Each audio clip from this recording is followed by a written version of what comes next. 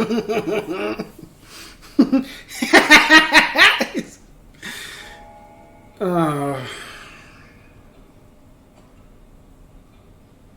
there a problem here, Ray?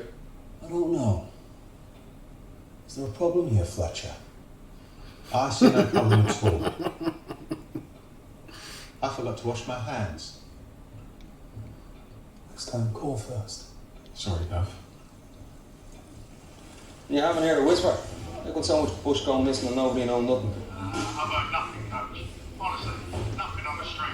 But you know what? There is this geezer called Mickey Pearson. Who the fuck is Mickey Pearson? Oh, you know him. He runs the bush gate. He's a horrible cunt. You don't want to step on his toes. But there's no way your lads jimming their way into his car. So I wouldn't concern yourself with that. Alright, you know where to find me, Chazzer. Keep your ear to the ground. Right time. In you get. Ernie. Did you get that Chinese fella's name? Fuck. What? Fuck like fuck with a PH. Don't get straight with me, Ernie. Where does he live? Posh Park Croydon. Drop the rope. There is no posh part of Croydon. It's comparative, innit? Oi, Ernie. What are you doing? Why aren't you training your black cunt? I'm on my own, eh? Did he just call me a black cunt? Yes, he did.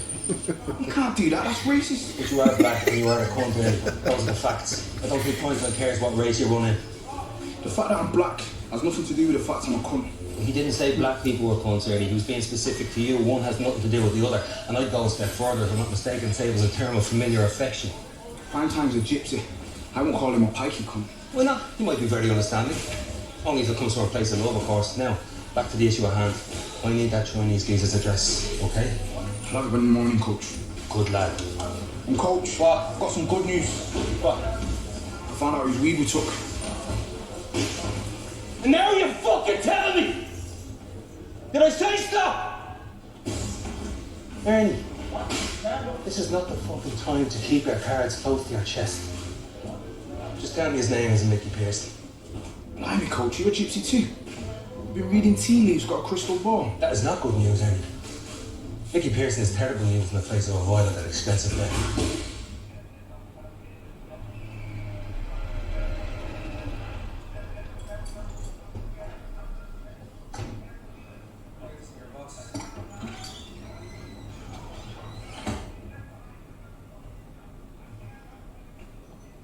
Feel free to talk. I gather you're the consigliere of the outfit that my boys were stupid enough to fuck around with. On that note, I'd like to extend my apologies on their behalf. My boys, they're naive, they've had hard lives and they're just starting to come good, but they're my lads. My responsibility. So it's me that should be accountable for their actions. Now I can return your goods, but I can't return the inconvenience, the time, the fucking headache. And so I offer you my loyalty, my word, my time, until that debt is settled. I'll make amends. Just leave me lads alone. First of all, I'm going to need to know how your lads got the information about where our farm was sited. Because that's not common knowledge. Once we've overcome that little challenge, then we can talk. Well, I can do better than that.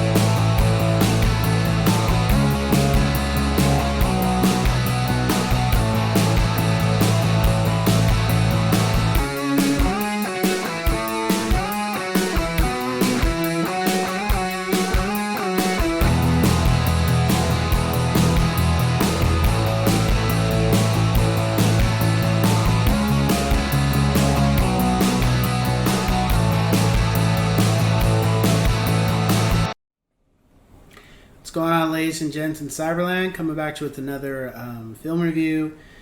Another Guy Ritchie film in his, I would say, the trilogy of his crime, drama, comedy films. Yeah, I wouldn't say that.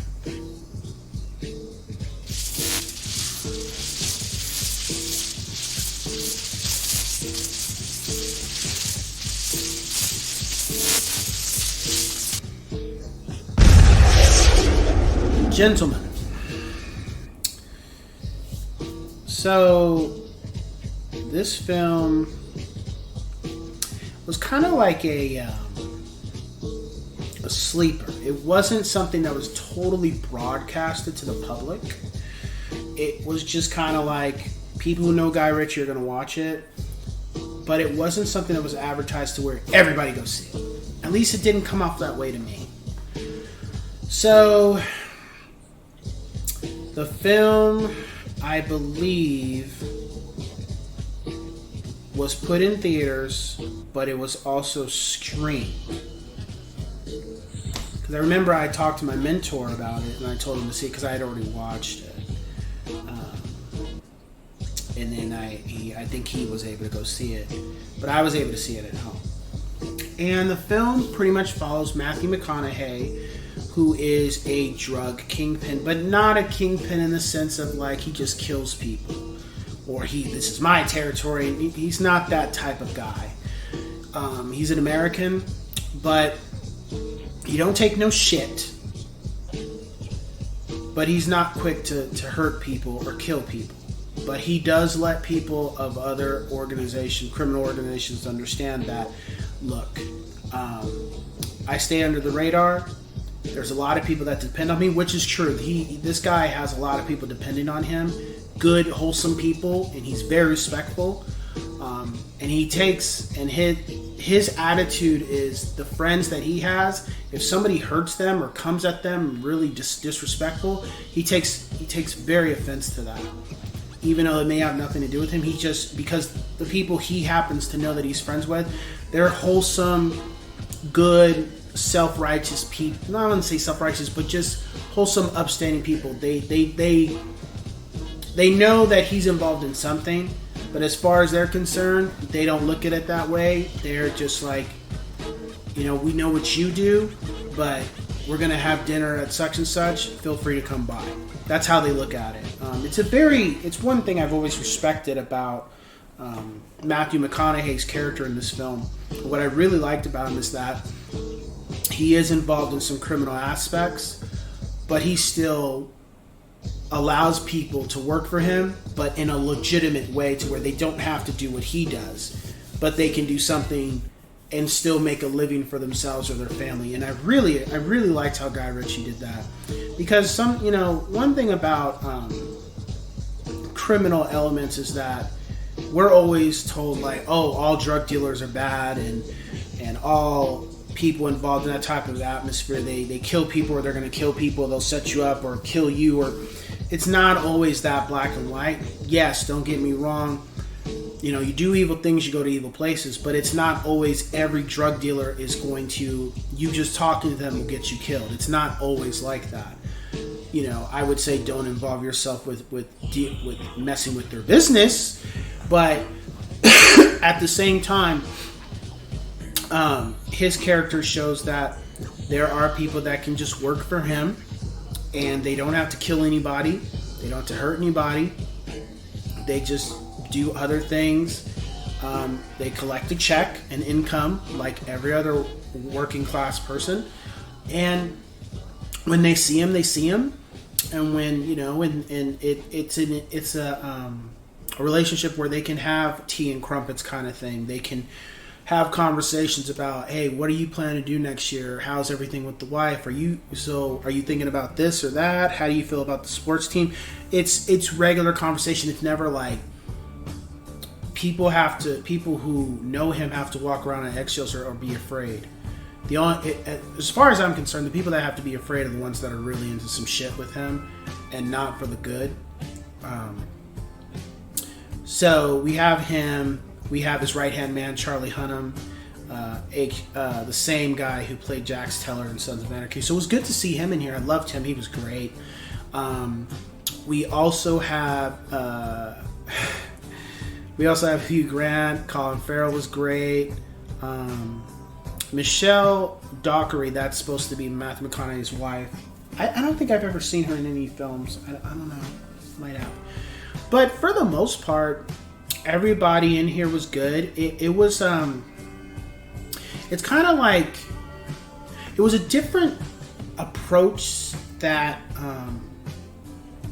Guy Ritchie did with this film, it still has the elements of Snatching, Long Stock, and Two Smoking Barrels, but it's more so of kind of like a little bit of a Pulp Fiction where we have a story being told through Hugh Grant talking with Charlie Hunnam, but then we have elements of, okay, how is this going to go until we reach a certain point, and then it's in real time, whereas a certain part of the film is being told from a past, and then we reach up to the real time of the story to where, okay, moving forward, this is present. There's no past tense anymore with it. As far as the music was cool. I thought was really cute was when we had a rendition of Shame on a Nigga by Wu-Tang, but it's done in a playful kind of funny way. I thought that was pretty cool. There wasn't anything I didn't like about the film.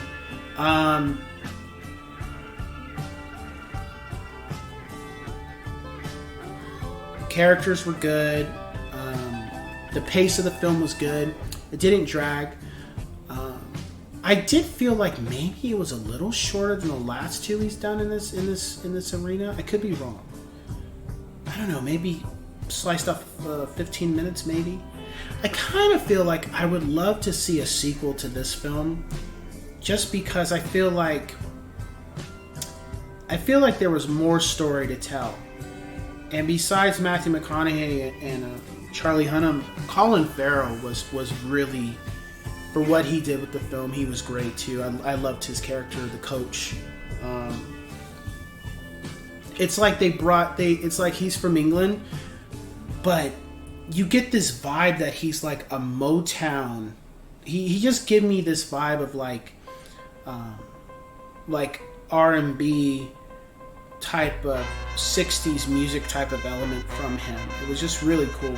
And then don't forget the hip hop element we have in the film too. That was kind of wild. I don't think Richie had done that up until that point, but it was cool to see him incorporate that too. There's a little bit of action. I would say more so action than the other two films. I'd say a little bit more than Snatch, but not too much more. My rating for the film is a 9 out of 10 yes sirs. It was entertaining. It was funny at times, but it's like the other two. I can just put it on and just listen to the audio. That's how great the story is and the cast and characters. I don't have to literally sit and watch it on the screen. I can just listen to it and reimagine what the scene is happening, what's being discussed. That's how much I know the film, how much I enjoy it. So if you like Snatch, please watch it. You'll enjoy it. Hopefully Richie will make another film like this, or maybe he does a sequel to this, because I really love this film. I just loved it. Anyway, I will catch you guys on the next one. Take care.